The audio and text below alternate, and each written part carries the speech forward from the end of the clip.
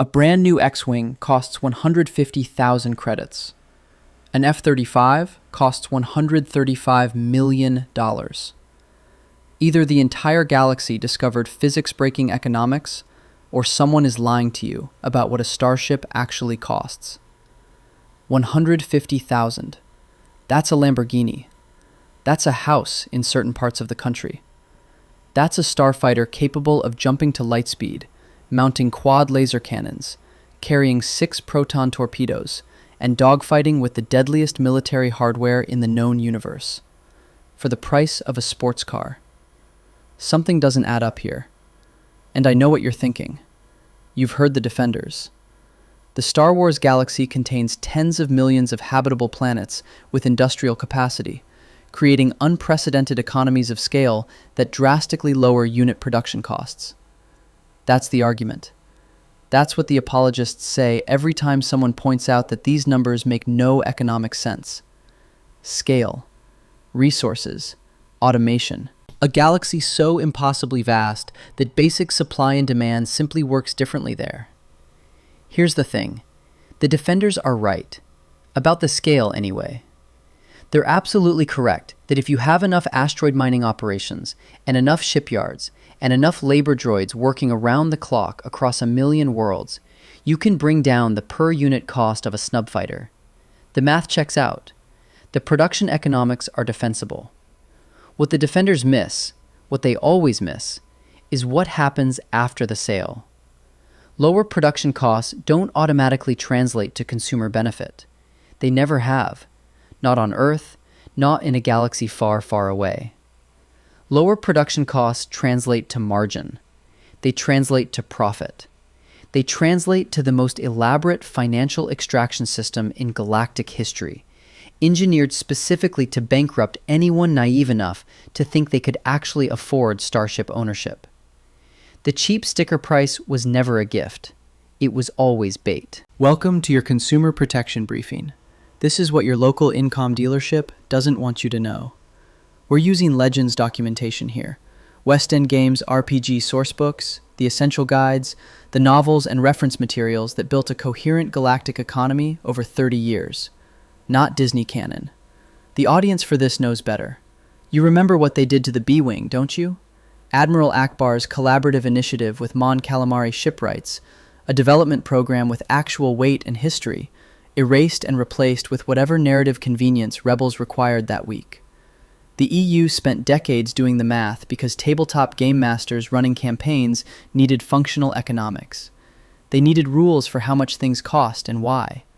So when we expose this scam, we're using the numbers that actual players calculated for actual campaigns in an actual living galaxy. Now, the 150,000 credit question. One economic conversion methodology adjusts 1976 US dollars to 2024 dollars, yielding a 5.38 multiplier.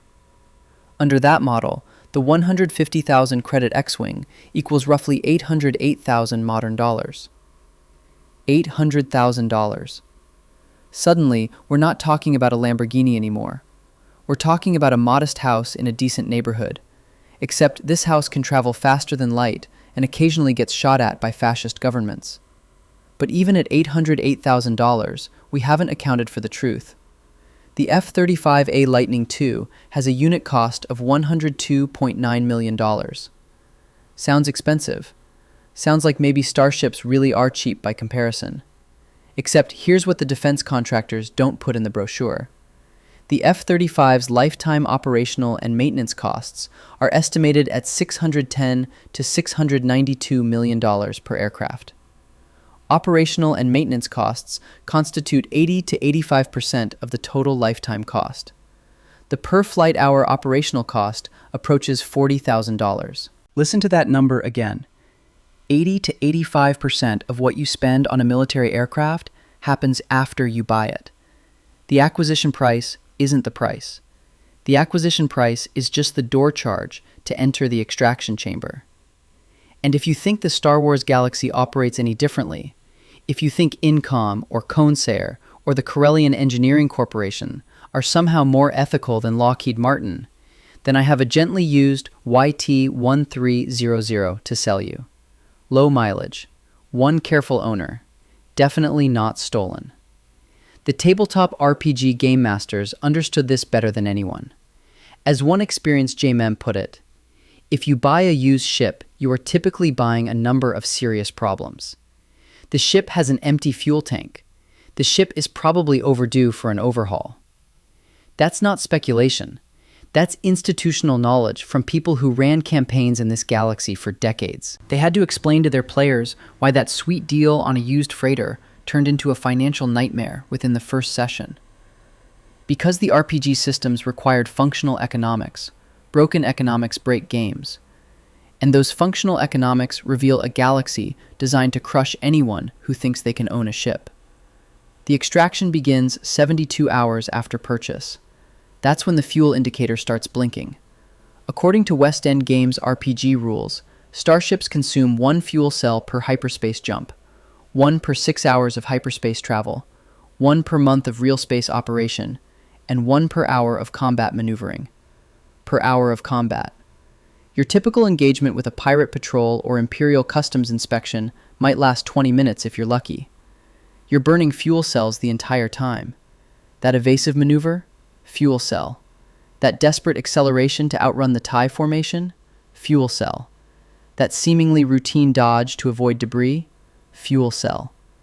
Every single action you take in a fight drains your reserves faster than anything else you do with your ship. Standard spaceport refueling rates clock in at 10 credits per fuel cell. 10 credits. You could find that in the cushions of a Coruscant taxi speeder. Sounds reasonable. A standard light freighter with a 50-cell capacity costs 500 credits for a routine refuel. That's 500 credits you didn't budget for when you were calculating your monthly expenses.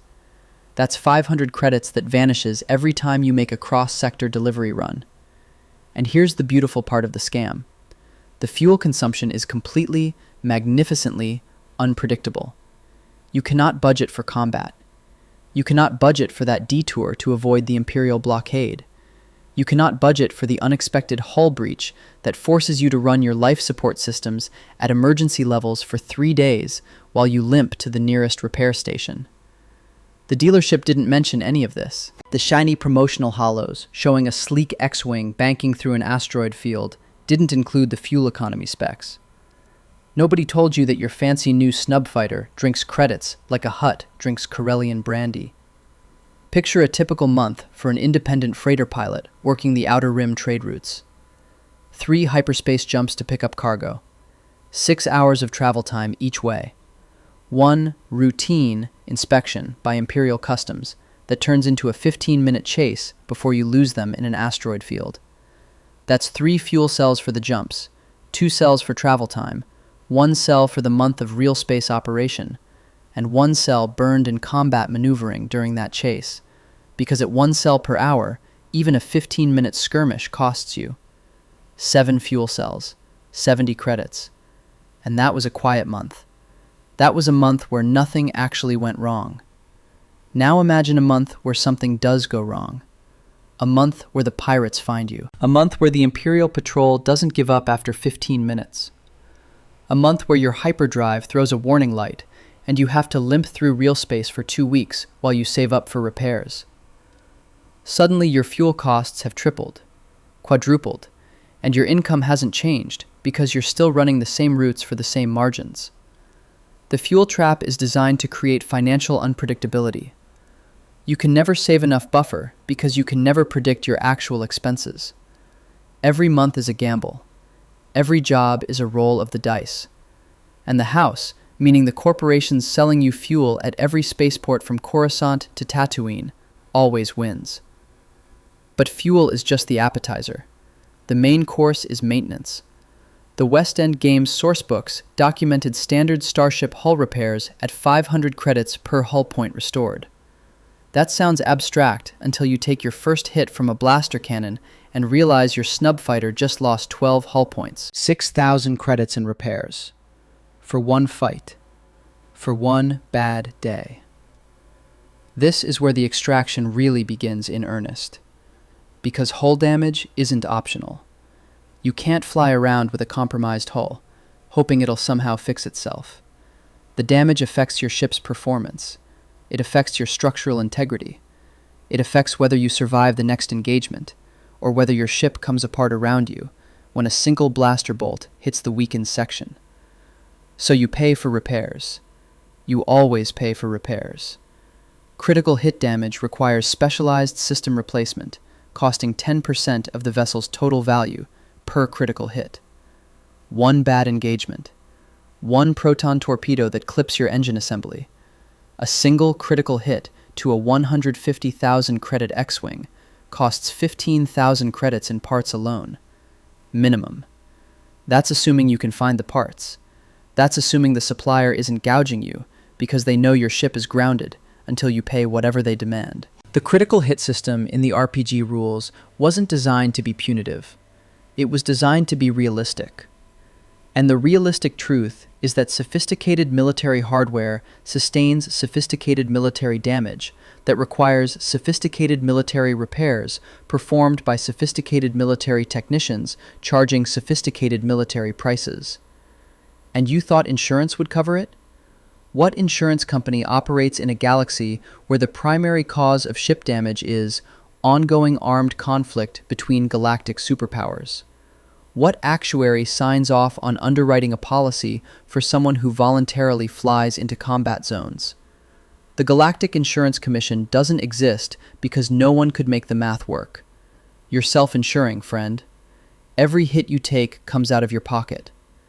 The mechanics who perform these repairs aren't volunteers. Labor costs for competent starship technicians run between 50 and 150 credits per hour, depending on the sector and the complexity of the work. A standard hull repair, taking 8 hours of labor, adds another 400 to 1,200 credits on top of your parts costs. That 12 hull point repair job isn't 6,000 credits anymore. It's 6,400 to 7,200 credits, once you factor in the mechanic's time. And competent mechanics are hard to find. The incompetent ones are cheaper, sure. They'll patch your hull for half the price.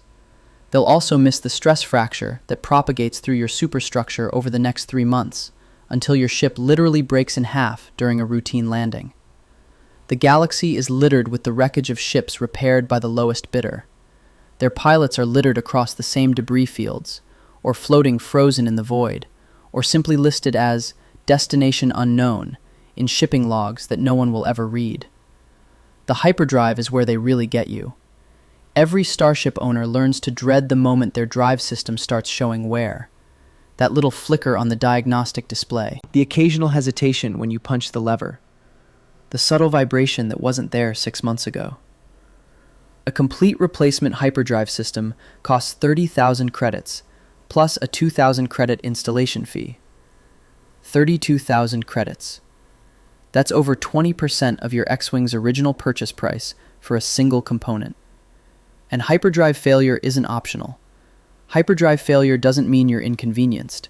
It means you're stranded in real space, days or weeks from the nearest inhabited system, watching your fuel reserves tick down while you wait for rescue that may never come. You cannot delay hyperdrive maintenance. You cannot shop around for better prices when you're floating dead in the void. The mechanics know this. The parts suppliers know this. Everyone knows this except the pilot who just signed for their first ship. So you pay. You always pay. The hyperdrive creates what economists would recognize as a perfect extortion scenario. The buyer has no alternatives. The seller knows this. The price reflects the seller's leverage, rather than any reasonable calculation of production costs or fair market value. 32,000 credits for a hyperdrive isn't the cost of the component. It's the cost of not dying alone in deep space. The manufacturers could produce hyperdrives more cheaply. They have the industrial capacity. They have the labor force. They have the raw materials from 1 million mining operations across the galaxy. They choose not to. They choose to price the most critical component of any interstellar vessel at a level that ensures ongoing financial dependency from every ship owner in the galaxy. Some pilots try to maintain their own hyperdrives. The truly desperate ones, the ones who can't afford mechanic fees and think they can learn the necessary skills from holovids and technical manuals. The results are educational. For the rest of us, anyway.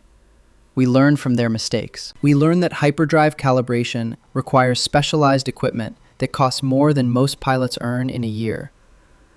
We learn that one miscalculated parameter can send you into a star, or scatter your atoms across 17 parsecs, or simply leave you frozen in hyperspace forever, neither here nor there, an eternal ghost in the space between spaces. So you pay the mechanics. You pay the parts suppliers. You pay and pay and pay. Proton torpedo launch systems cost 2,500 credits, plus 800 credits per individual torpedo. Your X-Wing carries 6 torpedoes in its standard loadout. That's 4,800 credits in munitions alone, plus another 2,500 if the launch system takes damage. And torpedoes are expendable by definition. You fire them, they're gone. You need more, you pay more. The Republic military might cover munitions costs for its active duty personnel. Maybe. If you filled out the requisition forms correctly. If your supply officer isn't skimming. If the bureaucracy hasn't flagged your unit for an audit. But the moment you're discharged, the moment you're freelancing, the moment you're trying to make an honest living as an independent starfighter pilot, those torpedoes come out of your pocket. Every single one. 800 credits per torpedo. Fire all 6 in a single engagement, and you've just spent 4,800 credits in approximately 30 seconds. That's more than most Outer Rim laborers earn in a month, gone in half a minute because some pirate decided your cargo looked valuable enough to chase. During the Kessel Run, the most famous smuggling route in galactic history, the Millennium Falcon sustained damage quantified at 87,500 credits in repair costs. 87,500 credits. That damage represented 87.5% of the vessel's used purchase value. One job nearly cost Han Solo his entire ship in repair bills. And the Millennium Falcon wasn't a lemon. It wasn't a poorly maintained junker someone abandoned on Jakku. It was a ship in active service by an experienced pilot who knew exactly what he was doing. A legendary ship. Possibly the most famous freighter in galactic history. And a single high-stakes run nearly destroyed it economically. Solo spent years paying off that damage. Years of smuggling runs. Years of working for Jabba the Hutt. Years of questionable jobs in questionable sectors, all because one run through the Kessel Run accumulated more repair costs than he could pay. The carbonite incident? That wasn't really about Jabba's grudge. That was about debt. That was about a pilot who couldn't afford his own ship anymore, and a crime lord who decided to collect in alternative ways. That's the extraction in action. That's the system working exactly as designed. Want to know how the system was designed? The YT-1300 light freighter, the Falcon's base model, costs 100,000 credits new. That's the price walking into a legitimate Corellian Engineering Corporation showroom. No haggling, no dealer markup, straight manufacturer's suggested retail price. That same ship, the moment it touches down on a used lot, drops to 25,000 credits. 75% depreciation. Your ship loses 3/4 of its value the instant you become its owner of record. Why would any asset depreciate that severely? Real estate doesn't do this. Speeder bikes don't do this. Industrial equipment doesn't do this. Why would a functional, flyable starship crater in value the moment someone signs for it? Because the dealerships know something you don't. They know what's waiting for you in 6 months when the hyperdrive starts making that noise. They know about the fuel consumption. They know about the maintenance schedules. They know about the parts scarcity and the labor costs and the inevitable cascade of expenses that transforms a 100,000 credit asset into a 25,000 credit liability. They've done the actuarial calculations.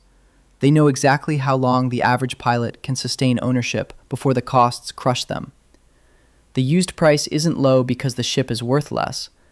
The used price is low because the market has priced in the extraction. The secondary buyers know what's coming. Only the first-time purchasers don't. The mathematics of starship depreciation reveal the true business model. Manufacturers sell new ships at 100,000 credits, knowing that maintenance costs over the first year will average 40,000 to 60,000 credits. The original buyer absorbs those costs, then sells the ship when they can't sustain the financial hemorrhage anymore. The used lot buys at 25,000 credits, a price that reflects the remaining value after accounting for predicted future maintenance. Then they sell to the next victim at 30,000 or 35,000 credits, pocket the margin, and wait for that buyer to fail out of the system too.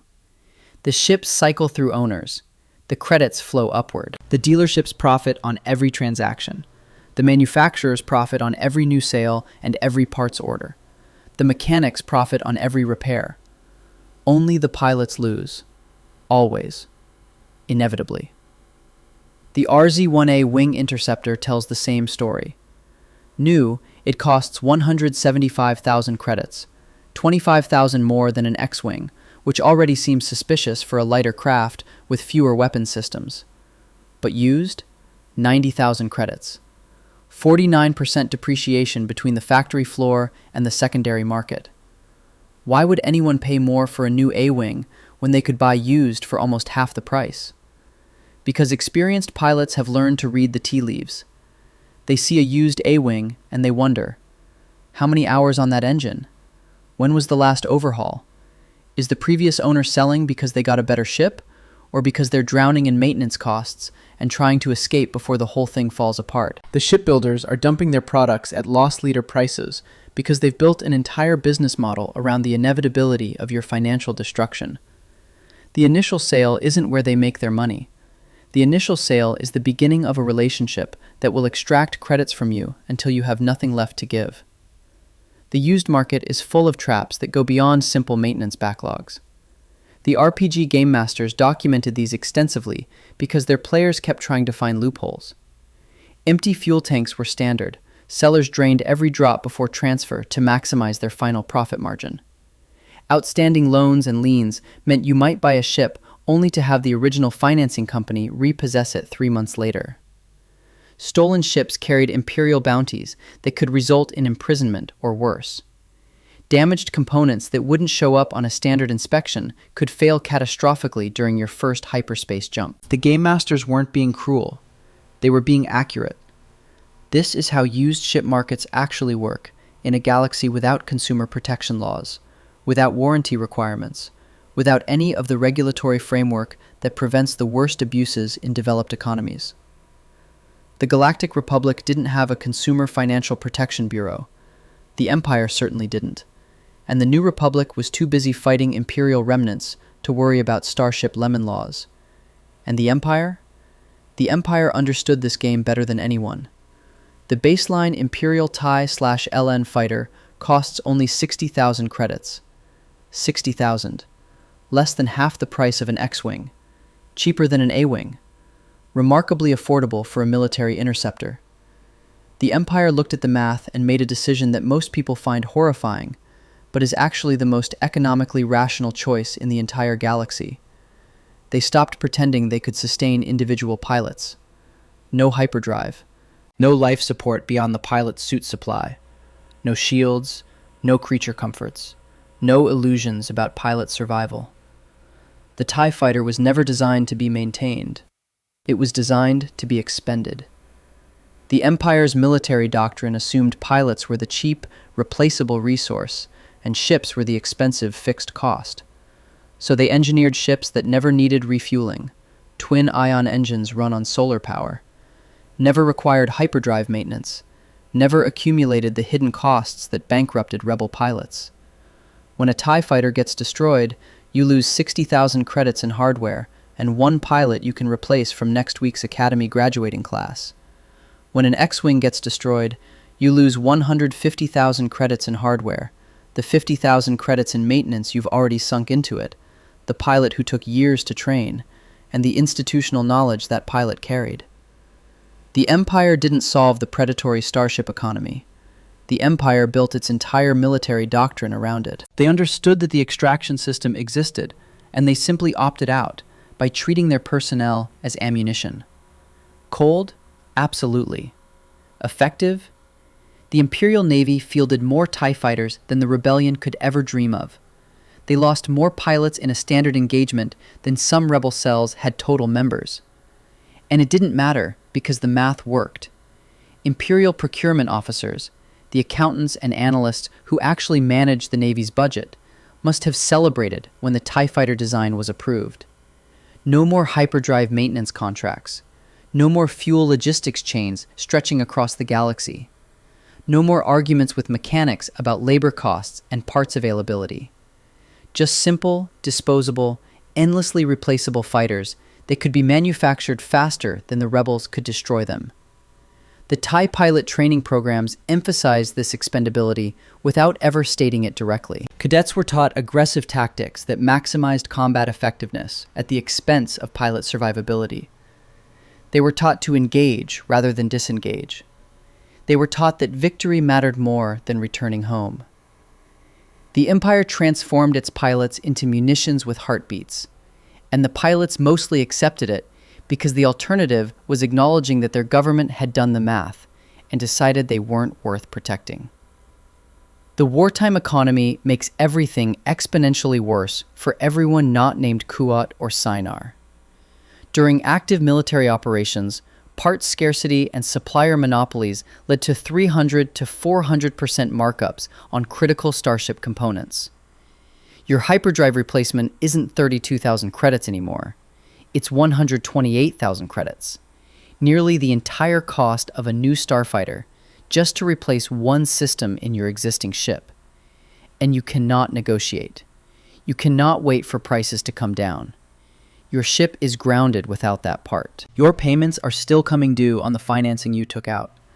The supplier knows exactly how desperate you are and prices accordingly. The Clone Wars created fortunes for parts suppliers across the galaxy. Both sides needed replacement components in unprecedented quantities.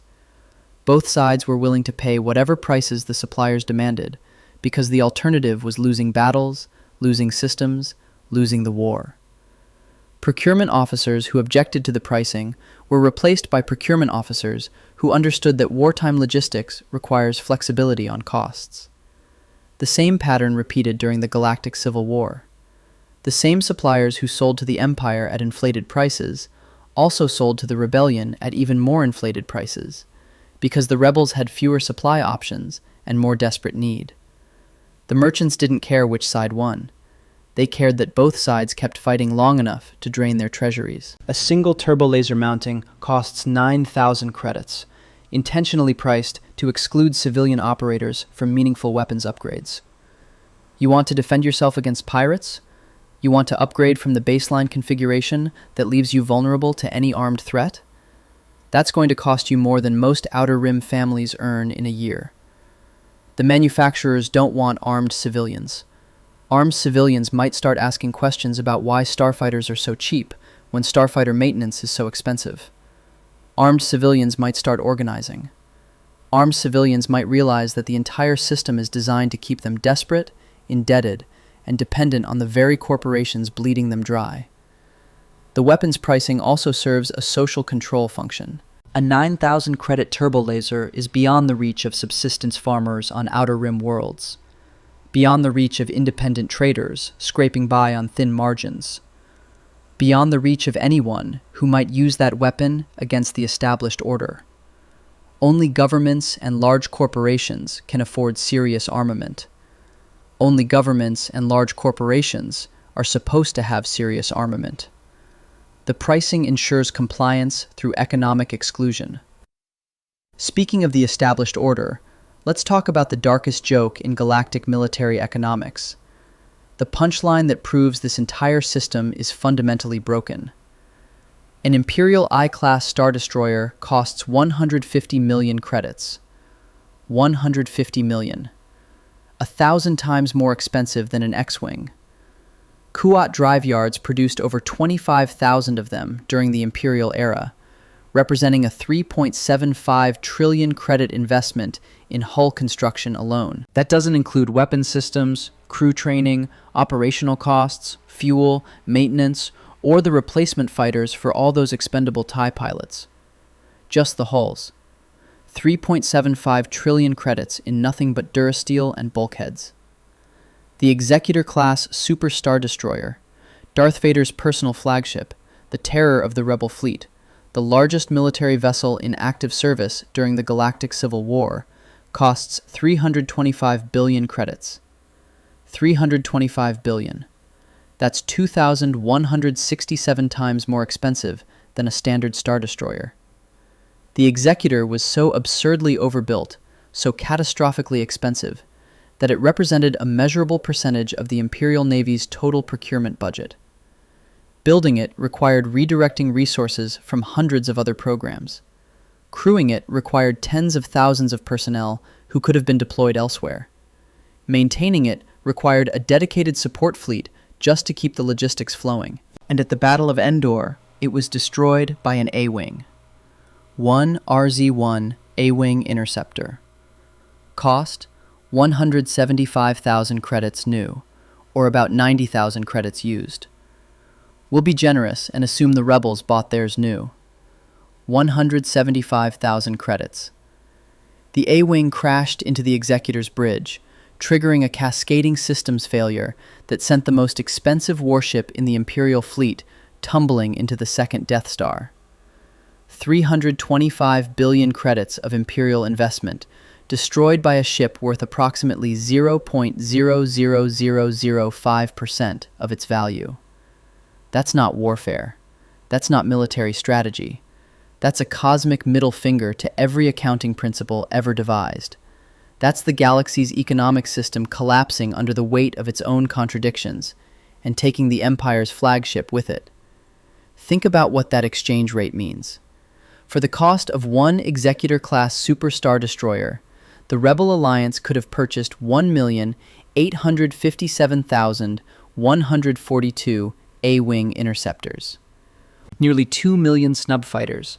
They wouldn't even need to score direct hits. They could simply ram enough of them into Imperial capital ships to bankrupt the entire regime through attrition. The math was always insane. The math was always stacked against whoever was spending the most. And somehow, for 20 years, no one at Imperial High Command sat down with a calculator and worked out that maybe, just maybe, building a 325 billion credit target was a strategically questionable decision. Or maybe they did work it out. Maybe someone in the Imperial Procurement Office ran the numbers and realized the Executor was a financial black hole. Maybe that someone was quietly reassigned to a listening post in wild space, where their objections couldn't interrupt the revenue stream flowing to whoever was building these absurd monuments to military excess. The Executor wasn't built because it was militarily optimal. It was built because building it generated contracts. It was built because the shipyards that constructed it employed millions of workers across dozens of systems who voted for representatives who supported military spending. It was built because Kuat Drive Yards' profit margins scaled with vessel size, and a Super Star Destroyer generated more profit than 50 regular Star Destroyers, even if it was less militarily effective. The real tragedy of Arvel Crinid's suicide run isn't that he died. It's that his 175,000 credit A-Wing accomplished what billions of credits in rebel military spending couldn't. It's that one pilot with one ship and one moment of desperate courage exposed the fundamental inefficiency of the entire Imperial military-industrial complex. It's that the lesson was right there, obvious, undeniable, and nobody in power on either side actually learned it, because learning it would require admitting that the weapons procurement system existed to generate profits rather than military effectiveness. Which brings us to the companies building them. Kuat Drive Yards, the largest shipbuilder in the galaxy, manufacturer of the Imperial Star Destroyer, the Venator-class cruiser, the Acclamator assault ship, and countless other vessels that shaped the course of galactic history. A corporation so embedded in the military-industrial complex that it survived every regime change, every revolution, every galactic cataclysm of the past several thousand years. Kuat Drive Yards maintained continuous military contracts across the Galactic Republic, Clone Wars, Galactic Empire, New Republic, and Yuuzhan Vong conflict. They built ships for the Republic. When the Republic became the Empire, they built ships for the Empire. When the Empire fell, they built ships for the New Republic. When the Yuuzhan Vong invaded and killed trillions of sentient beings, Kuat Drive Yards built ships to fight them. This isn't a company with principles. This isn't a company with allegiances. This is a company with quarterly earnings targets and a board of directors that sleeps soundly, regardless of who's winning the war. I want to be clear about something. Kuat Drive Yards isn't a cartoon villain. They're not cackling in boardrooms about how many innocent civilians they're going to kill this quarter. That's not how systemic corruption works. Systemic corruption is boring. Systemic corruption is legal. Systemic corruption is a series of perfectly rational business decisions made by perfectly rational executives who are simply doing their jobs. The executives at Kuat Drive Yards aren't evil. They're optimized. They've optimized for shareholder value. They've optimized for quarterly returns. They've optimized for institutional survival across regime changes. And the thing they've discovered is that institutional survival is best achieved by being useful to whoever holds power, regardless of who holds power or what they do with it. During the Clone Wars, Kuat Drive Yards produced the majority of Republic Navy starships, while simultaneously supplying vessels to separatist factions through corporate subsidiaries and the Techno-Union. Let that sink in. The same corporation building warships for the Republic was funneling ships to the separatists. The same production lines that rolled out Venator-class Star Destroyers were connected through layers of corporate obfuscation to the separatist fleet. Every battle between the Republic and the Confederacy of Independent Systems was, at some level, a transaction between KDY and KDY. Every clone trooper who died aboard a Republic cruiser was dying on a ship built by a company that also built ships for the enemy that killed them. This isn't corruption in the traditional sense. Corruption implies someone breaking the rules. Kuat Drive Yards wasn't breaking any rules. They were operating exactly within the legal framework that the Galactic Senate had established. A framework designed by corporate lobbyists and purchased through campaign contributions and insider deals over centuries of Republic governance. The Clone Wars weren't a tragedy. The Clone Wars were a business model. Both sides needed ships. Both sides needed weapons. Both sides needed fuel and parts and maintenance contracts. And one corporation sat in the middle of all of it, collecting credits from everyone while the galaxy burned. The corporate structure of Kuat Drive Yards made this dual allegiance nearly impossible to prosecute. Subsidiaries held subsidiaries that held subsidiaries. Investment vehicles obscured ownership chains. Shell corporations created layers of plausible deniability that would have required years of forensic accounting to penetrate. And nobody was going to conduct that accounting while the war was ongoing. After the war, nobody wanted to conduct that accounting either. The Republic, now the Empire, needed KDY's shipyards. You don't investigate your most important military contractor while you're building the largest navy in galactic history.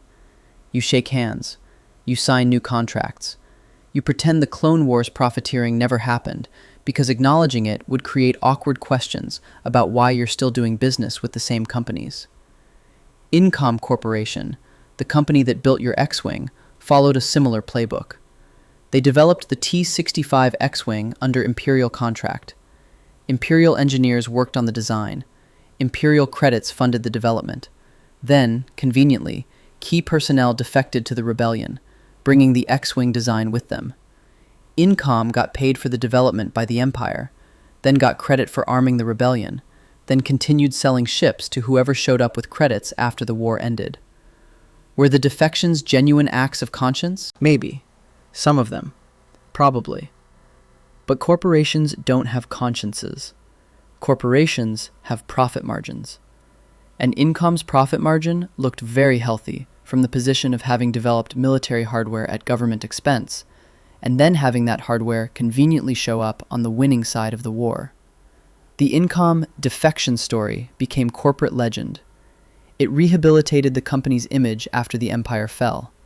It positioned them as secret rebel sympathizers rather than amoral military contractors who sold to whoever was buying. Marketing departments across the galaxy took notes. If your company armed a genocidal regime, make sure some employees defect dramatically enough that you can claim credit for their conscience. Sinar Fleet Systems built TIE fighters for the Empire, and then pivoted to selling updated designs to the New Republic after the war. The same company that manufactured the tools of imperial oppression turned around and marketed themselves as partners in galactic reconstruction. No consequences, no reckoning, just a smooth transition from one customer to the next. Synar's corporate communications after Endor were masterpieces of euphemism.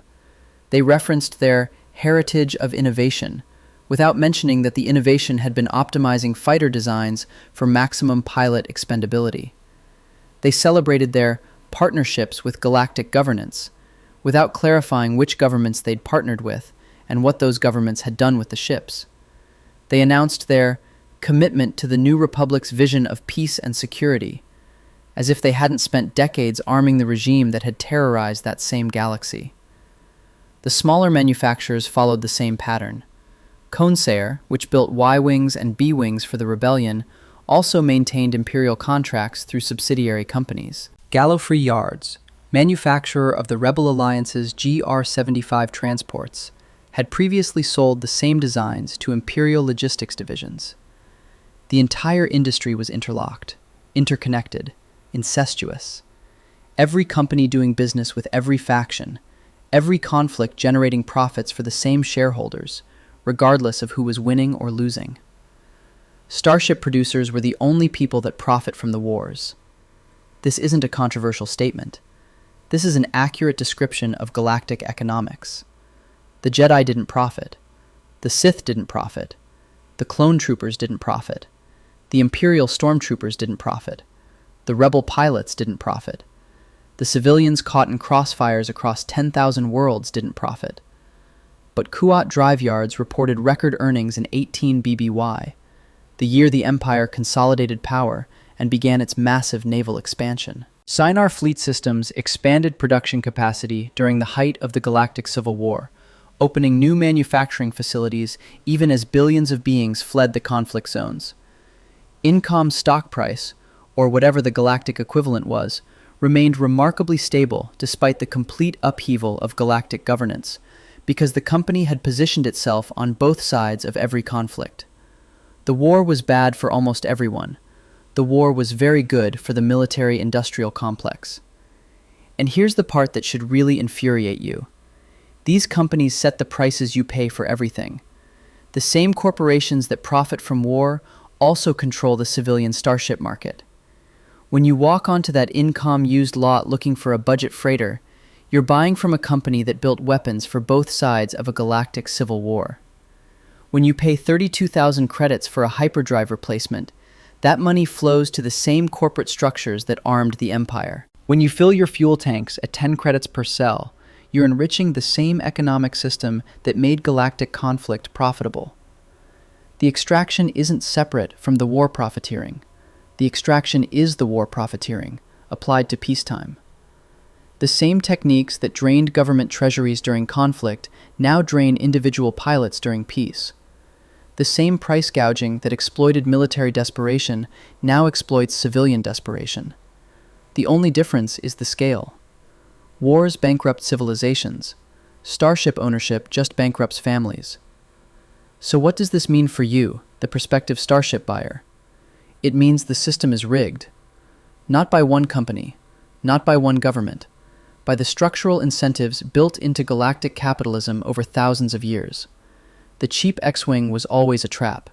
The 150,000 credit sticker price was always bait. The entire starship market is designed to extract maximum value from individual buyers while protecting corporate interests from any meaningful consequences.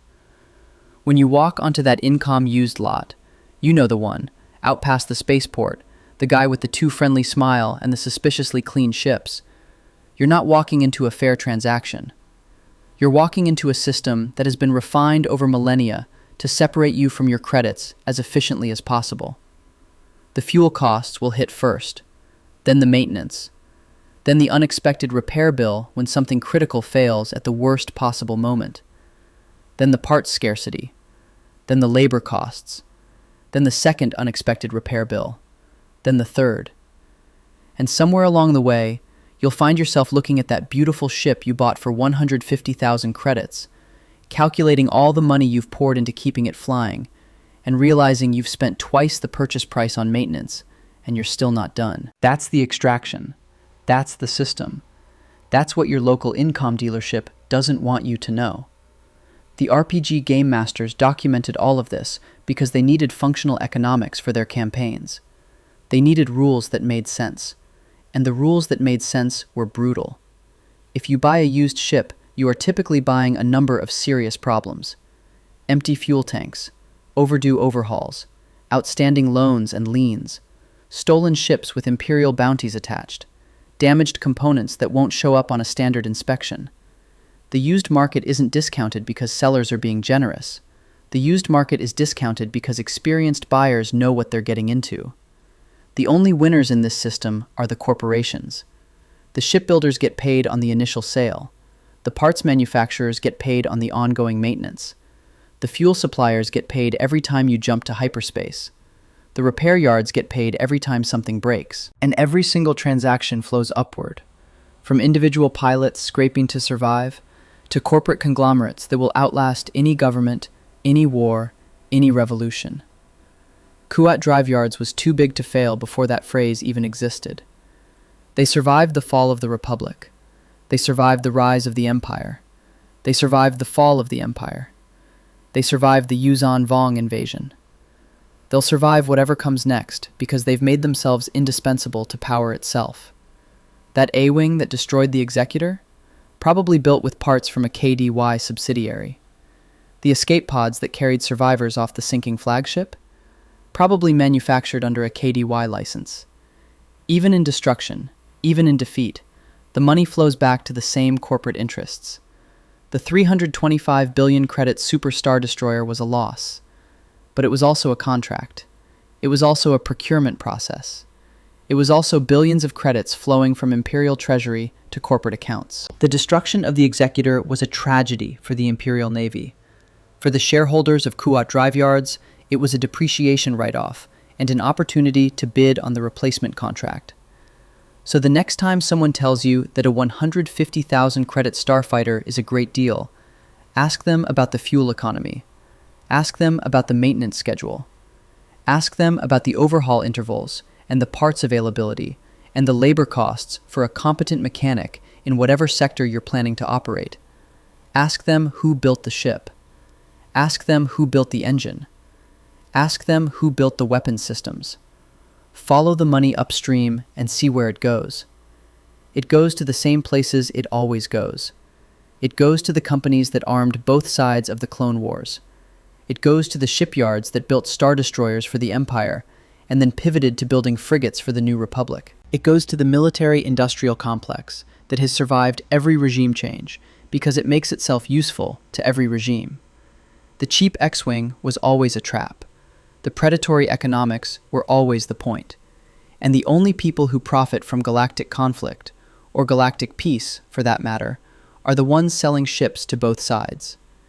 This is your consumer protection briefing. Consider yourself warned.